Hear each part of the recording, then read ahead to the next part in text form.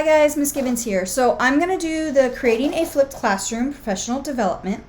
The reason I'm doing it is because I actually started looking into this about 3 years ago. I started trying to do it and just things got so crazy this past year. Those of you who were around, you kind of knew how crazy it got in there. So I never got a chance to actually do it. This summer, I actually spent quite a bit of time taking some classes on it and learning how to do a little bit more about it.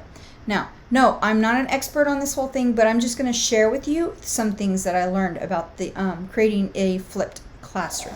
So here are some things that I want you to kind of know in this is that what a flipped classroom is. Now, if you watch the intro video, I gave you a basic idea and an overview of what a flipped classroom is.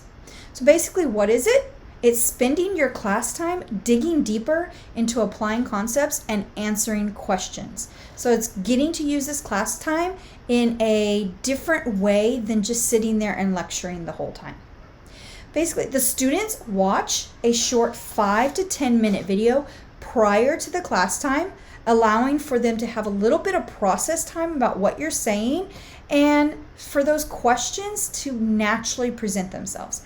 I don't know about you, but sometimes if I sit through a lecture, I might not have the questions right then and there, but a couple hours later, maybe even a day later, I'm like, well, hold up. Now I have a question about what they just talked about, but I no longer have that time to talk to the teacher because it's already done. That's kind of what a flipped classroom is. So in this PD, what are we going to be learning? We're learning why a flipped classroom and basically the quick steps to flipping a classroom. Like I said, I spent a lot of time this summer working on this, so I'm just giving you a basic overview to kind of help you. And in this setting where we're doing virtual learning, it really should help you out a little bit more than just winging it, I guess. So here's some reasons for a flipped classroom. Like I said, we're in distance learning. We need to start being able to have ways for our students to have access to learning from you as the teacher. It also allows for continuous learning. Many things could be happening. We don't know. There's so many uncertainties about everything going on right now. I know in the past week, there have been things being said by TA, by our governor. Everything has been going on so rapidly. I feel like I don't even know where to look at this moment. So I want to say continuous learning. Things could happen.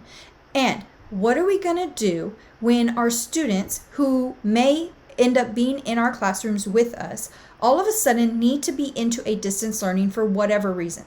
I hope not. I'm hoping that things like that don't happen for us, but it's a possibility it could. So continuous learning, it allows for those students to already have a plan in place and know exactly what to do should it happen. It is geared towards the student. Like I said, it allows for process time for the students. And this last one, it allows for the ability to review.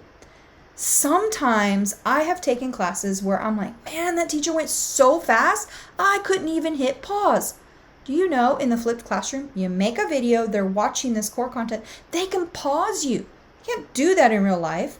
Also, distractions. You know, if things are going on in the classroom around them, that's friends are talking, something happens, somebody going to the bathroom, something just can catch their attention. I have a hard time paying attention for more than 5 minutes at a time sometimes, and that really makes it hard sometimes to catch all of the lesson that is being taught.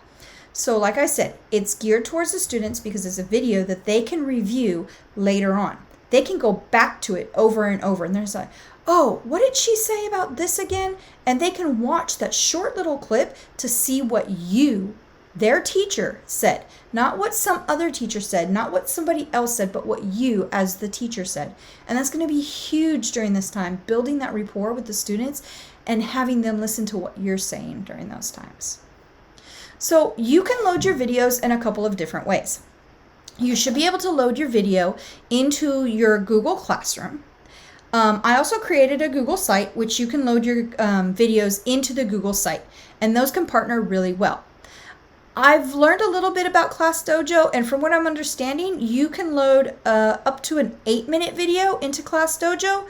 don't quote me on that. I'm not sure. Those of you who know Class Dojo way better than me, share away, please, because I'm totally willing to learn a whole lot more about that. So let me know on that part.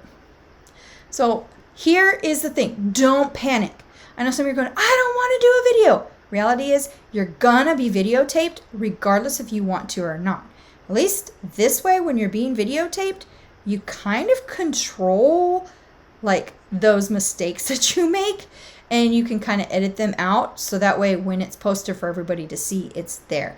I know that they might be recording our live sessions, which will allow us to dig deeper into that content. And that is more of your student led, right? We want the students to lead out their learning.